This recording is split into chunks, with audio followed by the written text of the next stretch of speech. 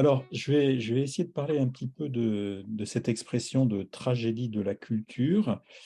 Comme tu viens de le rappeler, c'est une expression que Cassirer emploie dans ce livre Logique des sciences de la culture, publié en 1942, mais qu'il emprunte à Simmel, donc ce sociologue qui avait écrit un article sur cette question en 1911.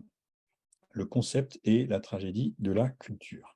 Alors, c'est quelque chose que je découvre. Peut-être qu'il y a des gens plus savants que moi dans l'auditoire, donc je suis tout à fait prêt à recevoir des remarques et des suggestions de lecture. Alors, moi, comment j'ai lu ce texte de Simmel? Bon, donc le projet de Simmel dans l'article, c'est bien de chercher à définir la culture humaine. Et qu'est-ce que c'est qu'un individu cultivé? C'est quelqu'un qui, en fait, s'intègre à un ordre plus grand que lui, mais en même temps, il faut que cet ordre, lui permette de se renouveler lui-même. Et c'est là tout le problème, hein, puisque, pour être cultivé, donc il faut qu'il y ait des éléments supra-individuels, qui soient susceptibles de s'intégrer et de se développer dans ce qu'il appelle l'esprit individuel. Donc la tragédie de la culture, c'est quoi? C'est cette tragédie de la culture, elle commence quand l'individu ne se retrouve pas intégralement, dans ses œuvres, ni dans les œuvres culturelles dont il est susceptible d'hériter. Et donc, ça veut dire que ces œuvres lui échappent partiellement. Alors, je donne une citation de l'article de Simmel.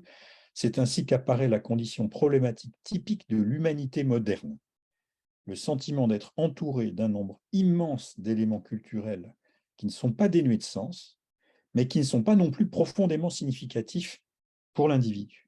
Des éléments qui l'écrasent par leur masse, parce qu'un individu ne peut pas assimiler intérieurement chaque chose individuelle, mais ne peut pas non plus la rejeter simplement, puisqu'elle appartient potentiellement, pour ainsi dire, à la sphère de son développement culturel. Donc, je trouve que pour nous qui sommes un peu des enfants d'Internet, qui avons effectivement une espèce d'accès généralisé comme ça à un nombre incroyable de biens culturels, je trouve que cette citation est particulièrement à propos pour la situation qui est la nôtre. Donc, finalement, ce que dit Simmel, cette tragédie de la culture, ça vient du fait que l'individu n'est qu'une partie, quelquefois infime, d'une organisation collective, et c'est là qu'il peut y avoir un divorce entre les parties, la partie et le tout, hein, et évidemment, c'est ça qui provoque une espèce de tragédie. Alors, heu, en y réfléchissant, peut-être que j'ai tort, mais en y réfléchissant, je me suis dit que, en fait, cette notion de culture, cette première approche d'une définition de la culture, elle se démarque d'une tradition, philosophique que, Simmel connaît bien, puisque c'est la sienne, c'est la tradition philosophique allemande, en particulier chez Hegel et Marx. Alors, pour ça, il faut revenir à la notion fondamentale de travail chez Hegel et à sa critique chez Marx. Donc, je vais en passer par là pour préciser les choses. Hem, alors, pourquoi il faut en passer par là, à mon avis? C'est que, heu, la technique, finalement, c'est l'endroit où se trouve porté au plus haut point le problème de la dépossession de soi par le travail, et qui fait le fond de la notion de culture. Et donc, pour bien comprendre cette expression de tragédie de la culture, je crois qu'il faut se focaliser sur la question de la technique et à partir de là, essayer des techniques et du travail, et à partir de là, essayer de comprendre ce qu'il y a, comment caractériser cette dépossession qui fait tout le fond de la question de la tragédie de la culture. Alors, si on revient, à mon avis, au penseur, l'un des penseurs les plus fondamentaux de ce point de vue-là, chez Hegel donc, hein, le travail est une espèce d'idée salvatrice, je dirais même, elle est presque eschatologique, hein, puisque, le travail est défini comme l'activité émancipatrice par excellence, grâce à laquelle les individus parviennent à faire l'expérience d'eux-mêmes et à se connaître par ce biais. Donc, il y a la réflexivité qui est bien une question de philosophie, hein, c'est la possibilité d'avoir une réflexion sur soi, une connaissance de soi, n'est jamais donnée, mais elle est toujours le fruit d'un travail qui est caractérisé comme douloureux. Voilà. Le travail, c'est douloureux, on sait ça depuis la Genèse, et voilà, c'est pénible, mais on apprend à se connaître par ce biais. Je vous donne une citation de Hegel dans la première philosophie de l'esprit, où il dit « Le travail n'est pas un instinct, mais une activité rationnelle qui se transforme en un universel et par conséquent est opposée à la singularité de l'individu, laquelle doit se dépasser. » Voilà. Donc je pense que quand on réfléchit à Simmel et à la façon dont il voit, lui, c'est la question de la singularité de l'individu, précisément ce que Simmel semble dire, c'est que ce dépassement n'a pas toujours lieu.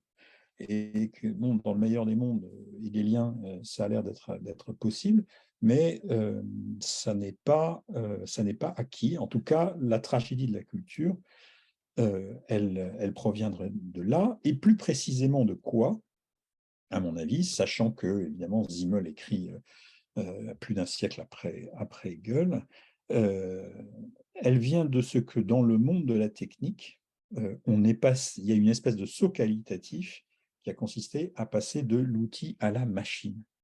Et ça, c'est pas du tout pareil. Pourquoi? Parce que l'outil est manipulable par un individu, alors que la machine entre dans une organisation sociale complexe et que, à partir de ce moment-là, c'est bien les individus qui font marcher la machine, qui se trouvent dépossédés de ce rapport à la réflexivité qui était possible par l'outil. Ça, c'est une remarque euh, qui ne vient finalement pas exactement de Simmel, mais de Marx, hein, puisque Marx, lecteur de Hegel, fait remarquer que finalement, c'est ça qu'il faut comprendre dans le travail moderne, hein, le travail moderne machinique.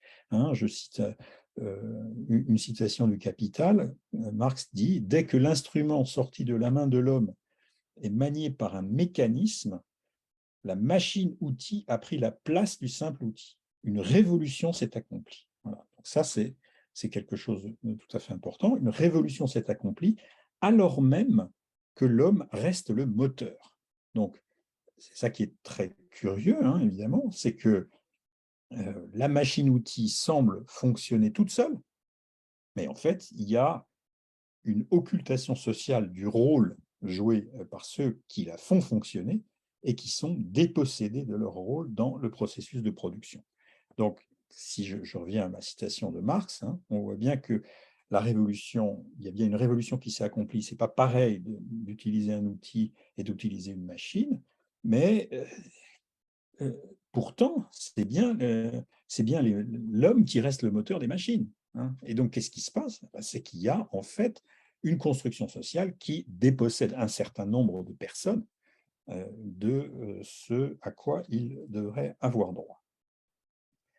Donc, bon, ça, on comprend bien la construction de Marx, là, cette espèce d'occultation sociale qui fait que on distingue les prolétaires des autres. Hein. Alors, si on revient à Simmel, ce qui est frappant chez Simmel, à mon avis, c'est que ce que note Simmel, c'est que dès qu'on fait varier un tout petit peu le concept de production et qu'on ne prend pas simplement en compte la production des biens matériels, conçus comme des marchandises, comme chez Marx, mais qu'on prend en considération des productions culturelles au sens large, on se rend compte que le rapport que l'on entretient avec ces productions est plus ambigu que la pure et simple dépossession décrite par Marx. Hein, il n'y a pas une dépossession complète, c'est la citation que je donnais tout à l'heure, mais il y a une espèce d'entre-deux qui est très difficile à définir, où des productions culturelles sont à la fois accessibles et inaccessibles, hein, et où les individus se retrouvent et s'épanouissent en partie seulement. Donc, il y a donc chez chez Simmel un point de vue différent de celui de Marx, parce que la culture n'est pas simplement une culture de la production des biens matériels, et c'est précisément cette idée qui sera approfondie par Cassirer, comme tu le faisais remarquer, Marie-Yvonne, tout à l'heure. Mais c'est quelque chose qu'il va reprendre, mais qu'il va aussi faire évoluer, puisque finalement, il va aussi se démarquer de Simmel. Alors, tout d'abord, il faut dire que Cassirer utilise bien l'expression de Simmel, donc il lui reconnaît une certaine pertinence, hein, et en particulier quand il s'agit de distinguer l'œuvre d'art de la technique. Je donne une citation chez Cassirer dans son article Forme et technique de 1930. Il règne dans la sphère de la technique entre le créateur et son œuvre un rapport tout autre que celui qui prédomine dans le domaine de l'art. L'œuvre achevée, installée dans la réalité, appartient désormais uniquement à celle-ci. Elle se situe dans un monde de choses, obéit à ses lois et veut être mesurée à ses critères. Elle doit désormais parler pour elle-même et ne parle plus que d'elle-même et non du créateur à qui elle appartient originellement. Donc, d'un certain côté, je dirais que Cassirer est assez d'accord avec Marx, hein, c'est-à-dire que il y a bien un processus là qui conduit à une tragédie, hein. Je cite le même article, toujours une citation de Cassirer, donc, qui a des accents très marxistes, hein. S'il s'avère que la croissance du savoir-faire technique et des biens ainsi créés est nécessaire, mais implique un degré sans cesse plus grand de sujétion et empêtre l'humanité de plus en plus dans les filets de la contrainte et de l'esclavage, au lieu d'être le moteur de son auto-libération, la condamnation est alors sans recours. Bon, alors, voilà, ça c'est bien envoyé, mais évidemment, Cassirer ne s'arrête pas là. Pourquoi? Parce que pour lui, la technique n'est pas simplement liée à la production matérielle, et à la vie organique, celle des besoins en quelque sorte, et voilà, et c'est précisément ce qu'il reproche aussi à Simmel finalement, c'est-à-dire qu'il y a une tragédie parce que Simmel oppose la culture humaine d'un bloc à l'individu et à ses besoins. Or, Cassirer fait remarquer une seule chose, à mon avis, qui le distingue profondément de Simmel, c'est une chose qui permet de dépasser l'aspect tragique de la technique, c'est que la technique ne peut pas être conçue comme absolument isolée du reste de la culture, même si c'est comme ça qu'elle cherche à se présenter. Alors c'est ça qu'il va falloir essayer de clarifier. La définition de la culture est finalement très irénique, je trouve, chez Simmel, hein, alors que ça n'est pas le cas chez Cassirer. La définition de la culture, elle est au contraire un lieu de conflit. Et elle est un lieu de conflit entre des formes. Et ces formes, c'est les formes symboliques. Alors, je donne une citation, moi, que j'ai beaucoup médité sur la technique chez Cassirer, parce que je pense que ça vaut pour la technique, mais ça vaut pour toute autre forme symbolique. Dans son épanouissement, la technique ne vient pas elle-même non plus seulement se juxtaposer aux autres directions fondamentales de l'esprit, pas plus qu'elle ne prend rang pacifiquement et harmonieusement parmi elles. Non seulement elle se cramponne à sa forme, à sa propre norme, mais elle menace de poser celle-ci comme un absolu et de l'imposer aux autres domaines. Ceci entraîne dans la sphère d'activité de l'esprit et pour ainsi dire en son sein même un nouveau conflit. Ce qui est désormais exigé, ce n'est plus une simple distanciation par rapport à la nature, mais un tracé de frontières à l'intérieur de l'esprit lui-même, l'instauration d'une norme universelle qui satisfasse ses limites et en même temps les normes particulières. Bref, ce que je veux simplement faire remarquer ici, c'est que ce qui est intéressant, c'est de finalement le problème, l'illusion qu'il y a, que j'appelle une illusion transcendantale, mais sémiotisée chez Cassirer, c'est le fait qu'une forme a toujours tendance à vouloir occuper le terrain du sens, intégralement. C'est vrai pour la technique, mais c'est vrai pour toute autre forme. Donc, le problème, c'est comment faire en sorte que une forme ne devienne pas impérialiste, hein, et finisse par occuper tout le terrain du sens. Donc, la remarque de Cassirer à ce sujet, c'est qu'il faut réintégrer la technique dans la sphère de la culture, hein, c'est-à-dire voir comment elle n'est pas isolée, hein, mais comment elle entre en rapport avec d'autres formes. Donc elle existe, on doit l'envisager comme une forme culturelle, hein, c'est-à-dire en faire une partie de la culture et non pas une pseudo-totalité, ce qu'elle cherche toujours à faire comme toute autre forme. Et c'est la façon dont Cassirer euh, parvient à dépasser cet aspect tragique. Donc, si on adopte un point de vue plus dynamique quant à la définition de la culture, en montrant que le conflit lui est intrinsèque, alors la culture devient le lieu qui permet la limitation réciproque des formes, qui sont toutes en soi impérialistes, et qui permet, ce faisant, de sortir de la tragédie de la culture. Donc, maintenant, si on s'interroge sur cette forme particulière qui est la technique, quelle est la forme qui s'oppose à l'impérialisme intrinsèque de la technique? Et pour Cassirer, donc Cassirer a une réponse. Il dit la forme qui s'oppose directement, qui entre en conflit avec la technique, c'est la science. Pourquoi? Parce que précisément, ces deux formes sont à la fois très proches, mais elles s'auto-limitent réciproquement. Et c'est comme ça que Cassirer comprend la naissance des sciences modernes, et en particulier de la physique moderne à partir de la Renaissance. Je vous donne une autre citation de Cassirer. On peut historiquement mettre en évidence ce rapport si l'on observe la manière dont s'est faite la découverte de la nature dans la conscience européenne depuis la Renaissance. Cette découverte n'est pas du tout l'œuvre exclusive des grands chercheurs en sciences de la nature, mais le mérite en revient essentiellement aux impulsions que lui ont imprimées les questions posées par les grands inventeurs.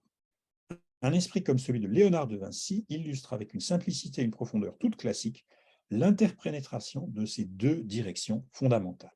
D'artiste qu'il est, il se fait technicien, puis chercheur scientifique, de même qu'à l'inverse, toute recherche devient aussitôt pour lui un problème technique et un thème artistique.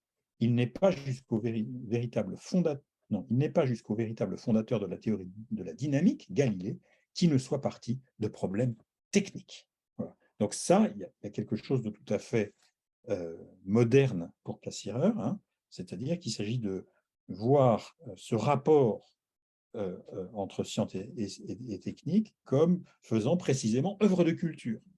Donc ce n'est pas la technique qui fait culture, mais c'est le rapport sans cesse à réélaborer entre science et technique. Parce qu'à partir de ce moment-là, ça permet de sortir du parcellaire, hein, et de s'élever à une certaine généralité, sans pour autant renoncer aux droits de l'individu qui réclame à juste titre sa part, hein, sa partie en quelque sorte, puisque le général ne naît que du rapport entre les parties. Il n'existe pas en soi, il n'existe que du frottement de ces différentes formes symboliques les unes par rapport aux autres. Et c'est à mon avis ce que Cassirer rajoute par rapport à Simmel et à Marx, hein, c'est une nouvelle façon de penser le rapport entre l'individuel et l'universel, puisque l'universel n'est pas donné, hein, c'est ça qui ferait une conception finalement très statique de la culture, mais c'est toujours quelque chose à construire dans un rapport par des individus qui sont en charge dans leur individualité d'autre chose qu'eux-mêmes, hein, de quelque chose qui les dépasse. Et donc, il faut concevoir la notion de culture comme ce lieu particulier où se négocient des rapports entre grandes formes culturelles. Et donc, il faut évidemment thématiser la vie sociale comme le lieu de la construction collective des formes multiples du sens. Et c'est à mon avis ça qu'on peut attendre de toute forme de société qui thématise ce rapport nécessaire à l'autre forme, en quelque sorte, hein, dans un rapport qui ne soit pas simplement une subordination ni une soumission. Et c'est pour ça que je voulais finir sur l'idée de cosmopolitisme, hein, parce que je pense que cette idée d'un cosmopolitisme est centrale dans une définition dynamique de la culture, parce que c'est ça qui entretient cette dynamique, justement. Et à mon avis, ça entretient un rapport aussi à l'idée très abstraite d'Europe, hein, qui n'est pas un territoire, hein, c'est autre chose. Hein. C'est ça, Husserl l'avait bien vu, hein, puisque finalement, l'histoire de l'Europe, c'est évidemment, comme toute histoire civilisationnelle, une histoire de la subordination et de la soumission. On en sait quelque chose aujourd'hui avec la guerre en Ukraine. Mais néanmoins, ce qui a été produit en Europe, c'est un rapport à sa propre culture comme le problème de la variabilité des formes, qui se définit comme le lieu même de la culture universelle et de son universalisation.